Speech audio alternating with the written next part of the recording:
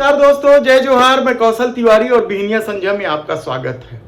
100 दिन में महंगाई कम कर देने के दावे के साथ सत्ता में आई मोदी सरकार ने महंगाई कम करने की बजाय महंगाई बढ़ाने के तमाम वो उपाय किए जिससे आम लोगों का जीवन नारकी होता चला गया।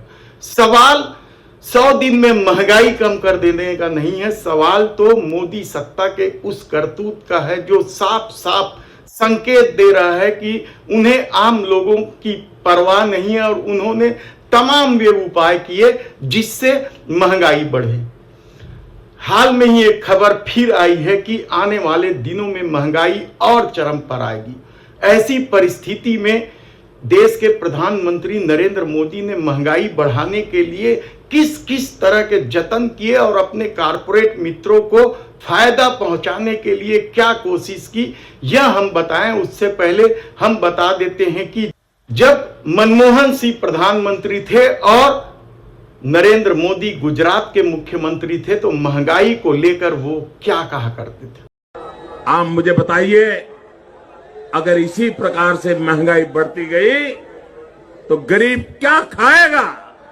आज प्रधानमंत्री यहां आए थे, लेकिन प्रधानमंत्री महंगाई का म बोलने के लिए तैयार नहीं है, महंगाई का म बोलने के लिए तैयार नहीं है। इनका अहंकार इतना है, महंगाई के लिए एक शब्द बोलने को तैयार नहीं है।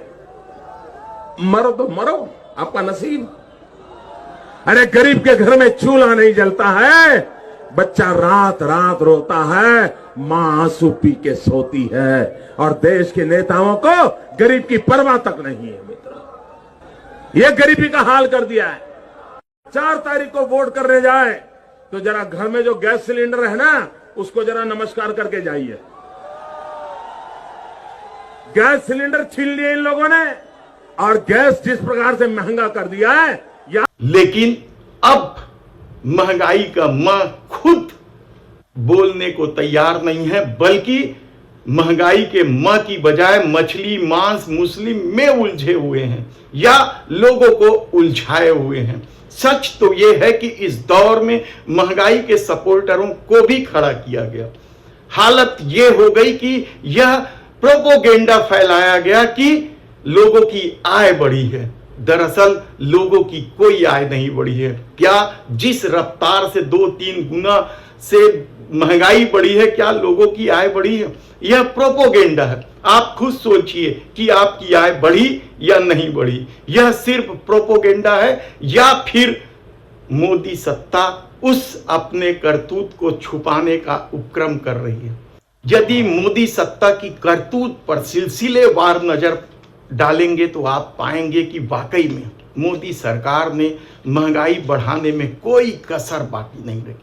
सबसे पहले तो उन्होंने पेट्रोल डीजल में खून निचोड़ने वाला टैक्स लगाया, यानी टैक्स कई गुना बढ़ा दिया, जबकि क्रूड ऑयल लगातार सस्ता हो रहा था। लेकिन मोदी सरकार खजाना भरने के लिए आम लोगों को तकलीफ में डाल रही थी और इसकी वजह से सिर्फ पेट्रोल और डीजल में टैक्स बढ़ाने की वजह से न केवल पेट्रोल डीजल की कीमत बढ़ी, बल्कि उससे संबंधित तमाम तरह की वस्तुओं की कीमत भी बढ़ गई। खाने की चीज महंगी होते गई, 2 गुने रफ्तार में चले गई। आप खुद सोचिए कि 2014 के पहले कोई भी एक वस्तु का नाम लीजिए, उसकी स्थिति क्या थी और आज कीमत किस स्तर तक बढ़ गई है। इसके बाद नोटबंदी का खेल खेला गया और नोटबंदी ने तमाम लोगों की जमा पूंजी छीन ली। आज विरासत टैक्स को लेकर, जमा पूंजी छीन लेने को लेकर जो प्रोपोगेंडा किया जा रहा है, उसका हकीकत तो यह है कि नोटबंदी करके सबसे पहले लोगों की जमा पूंजी छीन ली गई। ज्यादातर जमा पूंजी महिलाओं की ही थी। महिला किस तरीके से बचत करती है यह किसी से छिपा नहीं है, लेकिन नोटबंदी ने सब कुछ तहस नहस कर दिया। इसके बाद यदि आप बात करें कोरोना काल में किस तरीके से रेमडेसिविर हो या ब्लैक मार्केटिंग होते रहा, लोग तड़पते रहे, ऑक्सीजन की ब्लैक मार्केटिंग होते रही, ऑक्सीजन के अभाव में लोग तड़प तड़प कर मरते रहे, गंगा में बहती लाशें चिताओं की लंबी कतारें इसका सबूत है कि लोग पैसा सब कुछ डॉक्टरों के हवाले कर रहे थे। फिर यदि आप जीएसटी की बात कर लें, महंगाई बढ़ाने का ये बड़ा खेल था।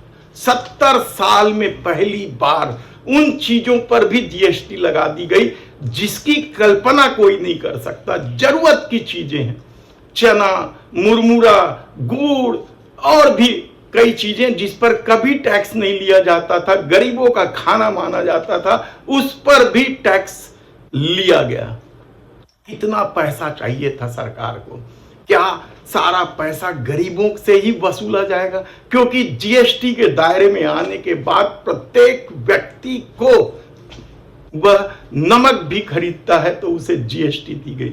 यही नहीं, चावल आटे में 5 किलो तक की पैकिंग में जीएसटी लगाकर किस तरीके से लोगों को तकलीफ पहुंचाने का खेल खेला गया, यह भी किसी से छिपा नहीं है। और इसके अलावा अब तो जो चुनावी बांड आए हैं उससे साफ पता चल रहा है कि किस तरीके से दवा कंपनियों से 35 दवा कंपनियों से भारतीय जनता पार्टी ने चुनावी बांड लिए और दवा का रेट क्या है, कई गुना बढ़ गया है। जीवन रक्षक दवाओं की कीमत कई गुना बढ़ गई है। ब्लड प्रेशर की दवा हो, एंटीबायोटिक हो, शुगर की दवा हो, सब की कीमत मनमाने बढ़ी गई और कोई रोक टोक नहीं है। और ये रोक टोक शायद इसलिए नहीं है क्योंकि चुनावी बांड के जरिए उनसे चंदा वसूला गया और चंदा वसूल कर कई चीजों की रेट बढ़ाई इस सरकार ने, कहा जाए तब भी गलत नहीं। न केवल जरूरत की चीजें बल्कि यात्रा जैसी चीजों को भी इस सरकार ने नहीं बख्शा। अपने कारपोरेट मित्रों को फायदा पहुंचाने के लिए केवल मालगाड़ी की ढुलाई को प्राथमिकता दी गई। तमाम ट्रेनें अनियमित कर दी गई और लोगों को मजबूरी में निजी वाहनों से सफर करना पड़ा या फिर महंगे होते हवाई जहाज से यात्रा करना पड़ा। तमाम ट्रेनें इसलिए भी रद्द की गई, प्लेटफॉर्म की टिकट इसलिए भी बढ़ाई गई, बुजुर्ग सीनियर सिटीजनों की सुविधा इसलिए भी छीनी गई ताकि कारपोरेट मित्रों को फायदा पहुंचाया जा सके और अपने महत्वाकांक्षी सपने को पूरा किया जा सके वंदे भारत के रूप में। वंदे भारत एक्सप्रेस चलाने से किसी को कोई दिक्कत नहीं है, लेकिन दिक्कत तो यह है कि वंदे भारत ट्रेन को सफल बनाने के लिए आप दूसरे तमाम ट्रेनों को अनियमित कर दो। ये खेल इस सत्ता ने खेला है। विदेशी कर्ज किस हद तक बढ़ गया?